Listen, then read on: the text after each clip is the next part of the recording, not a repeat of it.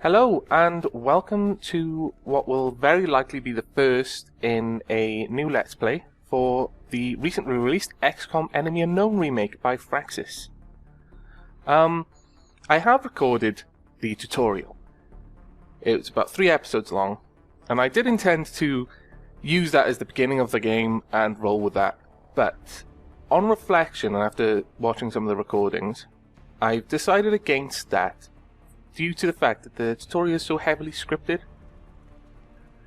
We can't move anywhere but where the game tells us to move. We can't shoot at things that the game doesn't tell us to shoot. And while it's a good opportunity for me to explain the differences between this version of the game and the original version of the game, it's not a very interesting watch, especially for someone who's actually got the game or has seen the tutorial even once before, because literally nothing will be different. Except right at the end, where it starts to give you a little bit more freedom. But so what I've decided to do is I'll keep that footage aside, and I may upload it at some point if someone asks for it, but for the time being, we'll start a new game with the tutorial off, and we'll just jump straight into the game, and I'll explain the little bits and bobs about game mechanics that the tutorial would have covered, just myself. So, now I'm a very, very big fan of XCOM, so I'm going to go for the classic. I played it to death when I was a child. We used to rent it for the PlayStation 1. We'd rent a PlayStation 1 for the weekend from our local video store, and XCOM, and a bunch of my friends would come around during school and we'd just play it through the weekend. It was pretty cool. Until, we were allowed to drink, and then we had other things to do. But we'll go on classic, as that's probably the most XCOM-like experience. The original XCOM, a torturously brutal game. And I could only imagine that its classic is kind of in homage to that. It'll have the same sort of difficulty level. The difficulties are, easy, which will understandably be easy. Normal, which says it's challenging but fair. And then classic, an extreme challenge for experienced XCOM players. What it really means is for anyone who played the original and defeated it, I imagine. We'll have Iron Man on, which means that our save game will automatically be updated. If we lose a soldier in a mission, there'll be no saves coming to get that guy back, which I appreciate. I mean, I probably wouldn't do that anyway, but this will remove the temptation, and we'll leave Enable Tutorial turned off.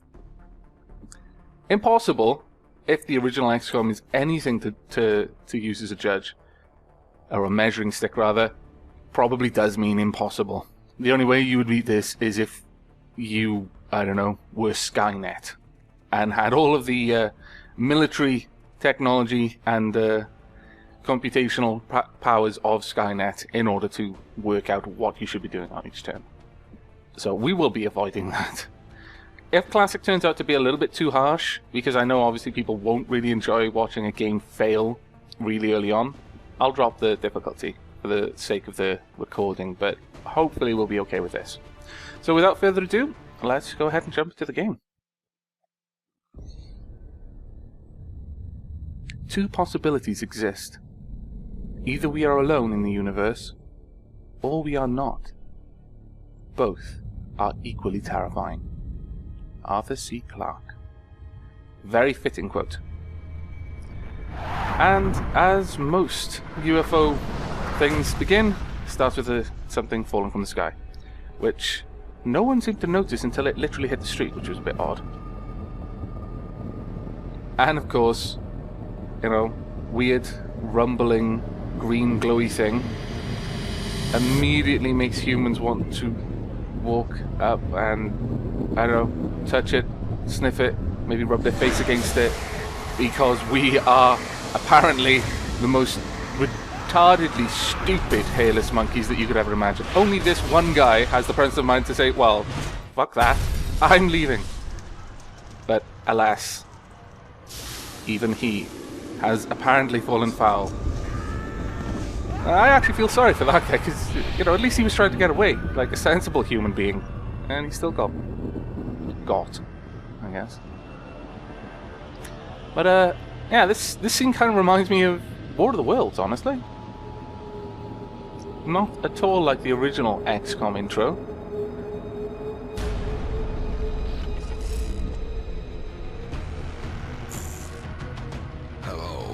Hello.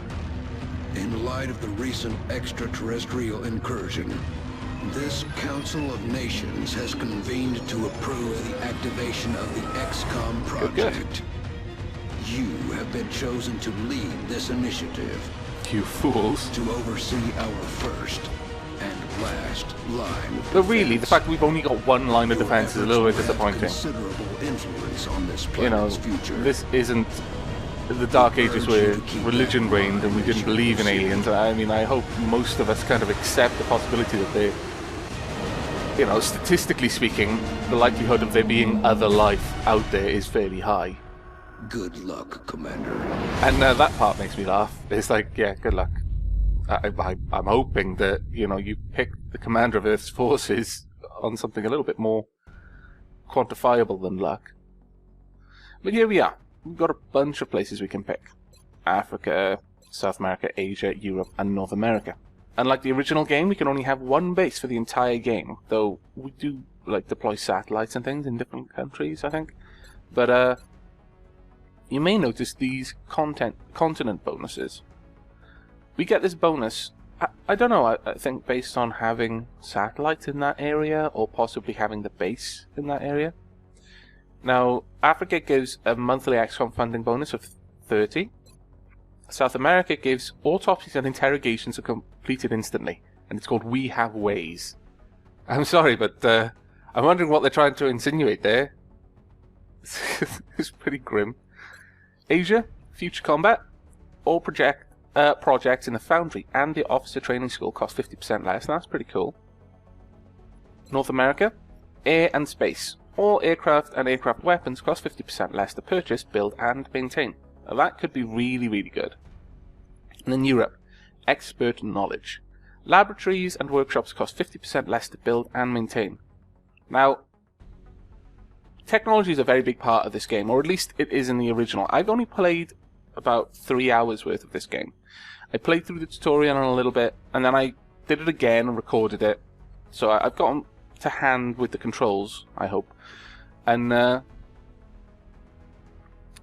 haven't really gone far beyond, but it seems to have a lot of things the same as the original. They've changed the formula on a few things, and some quite drastic changes, in fairness, that I'm not sure of yet, so I'm reserving my right to judge that one way or the other. But insofar as that, like, technology and research and development and stuff goes, it seems to be very similar to the original, and technology was an incredible part of the original. You needed to learn new stuff, because you just could not fight effectively with what you had. So we're going to go for Europe, so that we can learn things faster and build them faster once we've developed them. So France is sending an urgent mission request. okay. Oh, Picked that's up it. a Oh local no. broadcast indicating alien activity within a major metropolitan area. Oh no. We should get down there and eliminate any hostiles. Yes, we should. This sounds somewhat similar to terror missions from the original. All of the operations have a cool little name, which I quite like. Operation Morbid Pipe. Alien abductions. Lyons, France. Tip: always move to flank enemies if possible. They are easier to hit and score critical hits against. Mission briefing. Alien abduction in progress. Site is clear of civilians and multiple hostile enemies are present. Collateral damage is not a concern. Oh, that's pretty cool. It's probably not a terror mission then, because terror missions always happened in populated cities in the original, and you'd have massive negative scores if you killed people or let them die. Sweep the abduction site and identify threats. Neutralize all hostile targets. Very well, launch mission. Good old Sky Ranger. It's had a bit of a facelift from the original. Pretty good, actually. It's now got, well, I think the original Sky Ranger had BTOL, but it didn't look like it should have had it. It didn't have rotors or anything like that could explain how it would take off. This is Central. You are free to engage all hostile contacts in the AO. Don't take any chances. Understood. Fire and forget. Spray and pray. We get you. Right. Unlike the original, if anyone has played that, they'll be looking at this like, well, what? Where's my time units? And that is exactly how I was to begin with. We have this double move system now. You can move twice. This blue circle, I can move in. I can fire first and move in that. I can move in it, up to the blue outline and still fire, or I can dash, which is my second move, and use up everything, and then I can't shoot at all. There are different perks that you can get later on, and I'll cover those probably after this mission. We've got our team, and if you zoom right in, you can almost see their flags. I think that guy's Russia. That's America by the looks of it. You're gonna really see my ignorance here. I can't see her flag because of her ponytail, and I don't know what that one is. I'm very sorry. I will check this out when I update things. Have a little bit of a look. But yeah, so you might have noticed these, and these are probably similar in lots of other games. This means half cover, this means full cover. So we're gonna just get over here behind this full cover. Uh-oh. Life on Earth. We're witnessing something never before seen in recorded history. I'm sure there are records of alien life on Earth somewhere. Someone's just not letting us see them. Right, so we've got some aliens. This little thing over here is telling us that we can shoot. We've got our assault rifle and our pistol, a grenade, we've got various things we can do. Overwatch, which is basically like in the original leaving your character with enough time units at the end of their turn that if someone pops their head around a corner, they might snap off a shot or two. Hunker down, defend yourself, and fire. We're going to fire, since we've only got one target. Got a 45% chance to hit and a 10% chance of critical. It's pretty cool because you can click here and see your breakdown. The enemy's in low cover, so our aim is reduced, but we've got a 45% chance to hit, which is decent enough. So we're going to go ahead and shoot them. Abilities. I can only imagine that after we do an autopsy, this will give us some sort of better aiming sort of thing. We're going to take a shot, see what we can do. Hoorah! Indeed. I quite like that the pigeon, you know, scattered at that point. What? We should look closely for any fragments that could be salvaged for our own. See, that isn't explained in the tutorial, and I've gone through the tutorial like, well, why are they always exploding? Why are my men such retards? They just shoot the guns all the time. I want an actual working one. Now I know. It's not your fault. Sorry, guys. Right. One thing the original XCOM teaches you is always move as a group, otherwise you get people killed. So, but this can turn out pretty badly in that you'll end up getting grenaded at some point. But for now, as I haven't seen grenades used with the aliens yet, although I'm sure they can, we'll go out like this. This guy over here. You can customize these guys once we get to the base. And I probably will. I'll probably give everyone names and stuff, though I'll almost certainly do that off screen. Because I can't imagine it would be too fun to watch me pondering over who should be on my team and yada yada. But there we go. Alien turn.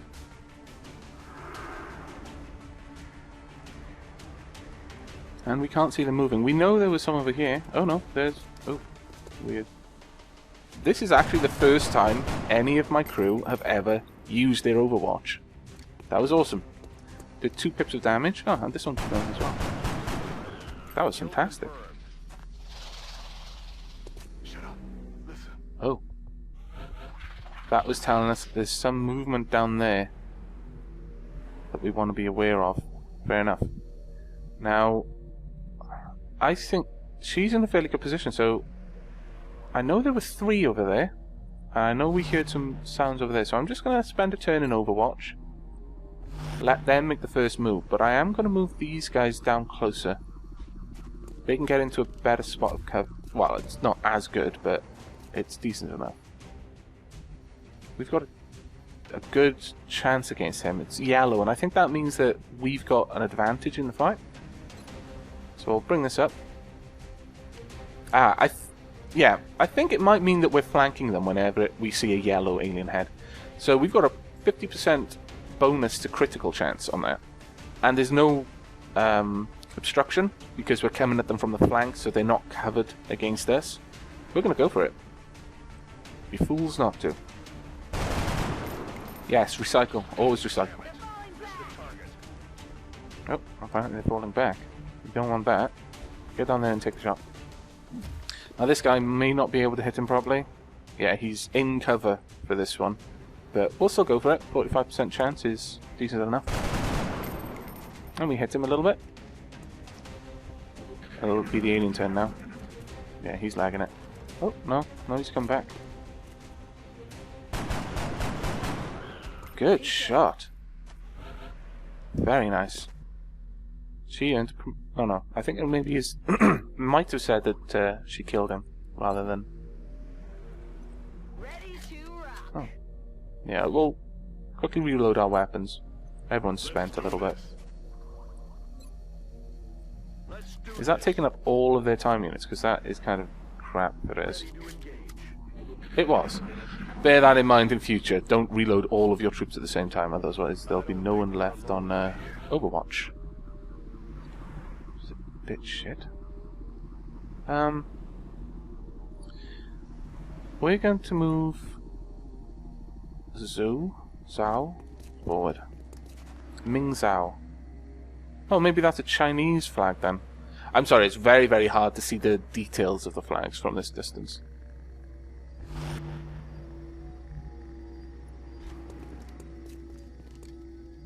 Another thing you got in the original is you tended to have very big teams right from the offset, which we don't have here. Now, this is a bit of a risk because I'm going to have to dash to get to this cover, but I'm going to go for it. She's just not going to be able to go into Overwatch. But it's full cover, so she should be protected. Ooh. I like that little tinkle on the piano there, whenever we see these guys. Oh, it's a shame. I agree. Bad luck. Bad luck. Now, one of the things that I did mention in my the tutorial videos is no matter what nation these guys are from, they all speak with American accents. And that was a very big disappointment, especially because of Civilization, made by the same people, which put a lot of time into their localizations and having all the various leaders speaking the actual language of their nation. I was a little bit surprised that they chose to just give everyone a generic American accent. It was a bit of a shame. They had a very good opportunity to have... I mean, don't get me wrong, I don't think they should have all been speaking different languages, because then it wouldn't make any sense that they were working as a cohesive unit, not being able to understand each other. Unless you had some sort of technological doohickey saying, oh yeah, universal translator or something. But I think they could have all spoken sort of English accented by the accent of their nation, which would have been really nice. And they kind of dropped the ball on that one.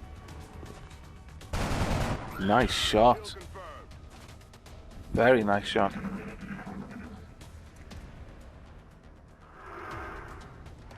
Okay, I've kind of seen this before. There's some sort of buffing going on. You notice he's got a little bit more health, and I think he's just generally better in combat for the most time being. But if we kill him, it doesn't really do any damage to the guy who's mind melding with him. But if we kill the guy who's mind melding with him, it causes like a massive mental feedback to travel along the link and kill the other guy as well. So we're going to try to do that. Actually, this will be a good chance to show you the grenades. Now, anyone who played the original will know how much of a pain in the backside grenades were half the time, because you had to, because it was all like time based, you had to arm the grenade, you had to choose how long the fuse was going to be in turns. So your turn, their turn, your turn. If you chose for 3 turns, it would blow up on your next turn, I guess. But yeah, it was a bit of a pain. You had to be very good at predicting where people were going to be at the end of it. But in this one, grenades are a bit more fun, and you can see the bounces and stuff. So I'm just going to show you what this works. There we go. To instruct your men to exercise restraint when using explosives. No, I will not. While certainly effective at killing aliens, they also destroy the artifacts we're hoping to recover from the bodies. Just something to consider. Well, okay. I'll grudgingly accept. The labs are on high alert. Teams are standing by for your orders. We can begin researching the newly recovered artifacts immediately. Righto. Very good. So this is our operation debrief. The time, the location, blah blah, the operation name. We killed 6 aliens, excellent, and no one died. Equally excellent. I think you will all agree. So, yeah, just a quick mention on that as well. The way that things are brought back to the base in this is a little bit different to the way it was in the original. We seem to need to use the stuff that comes back more than we did originally. Welcome to XCOM HQ, Commander. Like, we'll need... Central Officer Bradford. I'll let this guy explain first. Providing tactical support for our field operations. Yes. And keeping you briefed on the current situation. Okay. My efforts should allow you to focus on the bigger issues at hand. And that can only be a good thing, because I don't have a very good mind. Multitasking is not my thing. Thank you. Right. Yeah, as I was saying, in the original game, like, if you wanted to research something, you just needed one example of a like a plasma pistol, and you could research that. You'd have to research it before you could do anything with it. That makes me laugh. You know, this tannoy system telling me where I'm needed constantly. It's like, haven't they heard of a pager before? This is a huge facility. I imagine everyone gets sick of hearing commander to the blah, commander to the wherever all the time. But yeah, so you'd need one pistol, you could research it, that was it. You never needed a pistol again, unless you actually wanted to use them yourself. And on this one, you seem to need a lot more of stuff. Like, to do an autopsy, you need several bodies. And they might be used in other technology later on as well. So, they've actually changed up the technology tree, and they've changed how you interact with the stuff you bring back from missions, which is pretty cool. Oh, you tannoy system. Now, this is something that wasn't in the original. We get to promote at the end of each mission. That was automatically handled in the original. Now, the other thing is there's classes. You'll notice that these have been assigned classes more or less randomly. And this is something similar to the game UFO Aftermath, Afterlight, and Aftershock, which were a different... Well, they were a game in the same vein, but were a different franchise completely. So we're going to go ahead and promote you. Provides a crucial service to the squad. With the rocket launcher in tow, there are demolitions experts. Awesome. We only have one choice for upgrading them to squaddy, and this is basically what dictates their class. So, you know, we're just going to say okay on that, and we're going to do the same for these. Just like it sounds, the support class provides that intangible edge our squads need. They make everyone around them better. Awesome. And finally, a sniper. Our snipers specialize in dealing massive amounts of damage from afar. But without sufficient training, they're vulnerable in close combat situations. Indeed they are. So, there we go. That's awesome. So we've got those signs, and actually the thing that you notice there with the perks, that's also in the UFO games. The team is awaiting your orders. We'll get started as soon as you give the order, Commander. Excellent. So these are the new things we can research based on what we've brought back. And these are the things we've actually brought back. 6 sector corpses and 10 weapon fragments. So, let's go to the research lab then to stop this stupid tannoy system nagging me. Hello, Commander. Hello. My name is Dr. Farland. Very nice to meet you, Dr. I oversee Farland. the research labs. This is where all of XCOM's research and development takes place. Excellent. We have already begun analyzing the artifacts recovered from our first encounter with the aliens. Based on our preliminary findings, we believe we can use them to develop some new equipment for our soldiers. Excellent. With your approval, we will begin research immediately. You have it. You even have my blessing. Get to work. So, we can start a new research project or access a research archives. In the original, you would have a certain amount of researchers, which was limited by the amount of labs you had, and you could assign any number of researchers to each project. You could have several projects on the go. But from what I've seen so far, you can only have one project running in this game. And the more scientists you have, just means it'll happen faster. So, we're going to look at Xeno-Biology. It's crucial that we gain a thorough understanding of the alien physiology in order to develop weapons and tactics better suited to combating them. I agree. We'll go for that, and it costs 4 sector corpses. Begin project. Commander, I realize our troops have to put their own survival first, but every alien we use explosives against is one less opportunity to recover new artifacts. I like you at the moment, Dr. Valen. You are doing good work, but stop telling my dudes not to blow things up. That's like one of the only perks they get in a war against aliens, is they don't have to have any guilt about what they do to the bodies. I mean, come on. Really? Can't take that away from them. Let's go to engineering. Commander. Hello.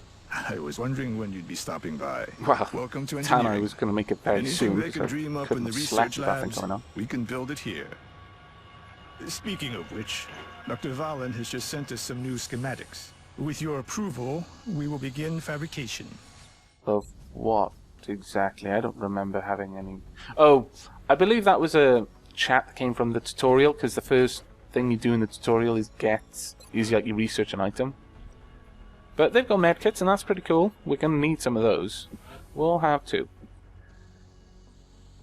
And this will touch on something else that I'll discuss in just a moment. There we go. If we go to the barracks... No! Shut up, Tannoy system. God. Right, we'll go to the soldiers. You can do loads of things. You can customize their look and things like that. I'm not going to do that for now. The abilities... You've got choices in your level ups. Each rank gives different choices, and you have to make a choice. The UFO system had a bit of a better skill tree system going on than this, but this is pretty cool. And I hope that you can't hear the guy outside beeping his horn. I'll try and cut that out if you can. But that's pretty cool. You know, it's a nice addition to the game, because ranking up in the original game wasn't really much of anything. I mean, you guys got more time units, which is great, and more health and things like that, but you didn't really get hands-on feel for making them unique. They still were a generic soldier, just with slightly better stats. The loadout, though, I feel is a step in the wrong direction. One of the things I loved about the original game was you had like a backpack, like ye olde generic RPG-y. You had like a grid layout in your backpack, and then slots on your belt, and possibly shoulders and things. You had that in the third XCOM game, definitely. You know, had different like pockets that you could put stuff in, depending on the armor you were using. And you could put anything in there. You wanted to carry 3 different rifles with 1 clip each? Yeah, by all means. If you could fit them in the backpack, then you could. But this is a bit more, I don't know, like COD and Battlefield and the various like FPSs that are out these days. You choose a weapons loadout, like these medkits. I have to choose, you know. I can either have a grenade or a medkit, and it's like, well, in the original, I could have carried both, and I kind of liked carrying both. But here, I have to make much harder decisions on who's going to carry what. So, we'll do that for now. But that is an unfortunate thing, I feel. Along with the voices. I mean, you notice the engineering guy and Dr. Valen. They had accents. They spoke English, but they had accents relative to where they came from.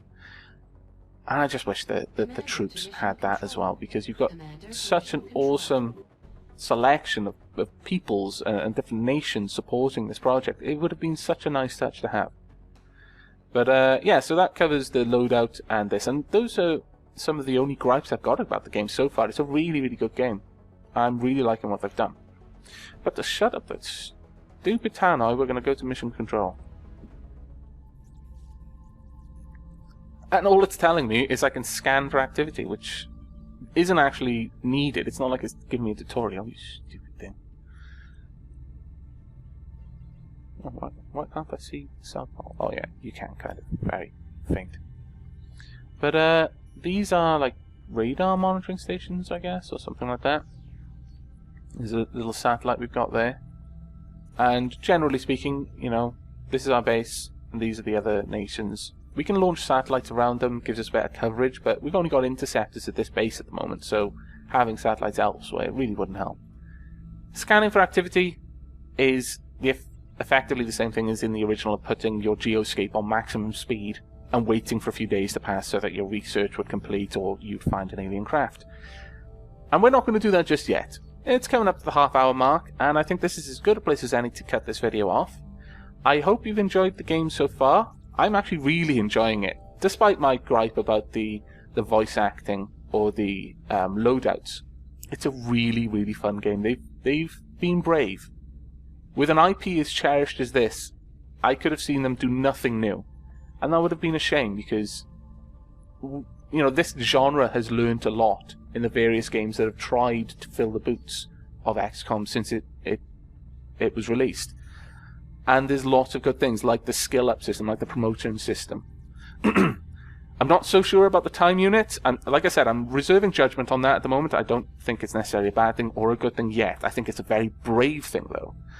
I think they've grabbed one of the core components that made XCOM and said, we can do this better. Let's give it a try. You know, what's the worst can happen?